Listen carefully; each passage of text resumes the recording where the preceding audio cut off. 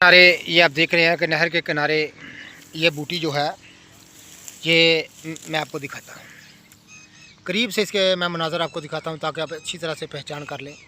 ये पुदीना नहरी है, ये आप देख रहे हैं। अफ़ाल व ख़वास में बहुत ही लाजवाब चीज़ है। इसको कदीम तरीन दौर से जाना और पहचाना जाता है। ये पुदीना नहरी है। इसका एक पत्ती ही मुंह में रख के चबाने से नाज़िर फिल फौर खाया पिया हज़म हो जाता है और तमाम किस्म की कमज़ोरी मैदा क़ुव्वत हज़म को ये मज़बूत करता है। आम जो है वो जो पुदीना है उससे काफ़ी तेज़ इसका असर होता है। ये आप देख रहे हैं, ये एक नहर के किनारे पुदीना नहरी मैं आपको दिखा रहा हूँ।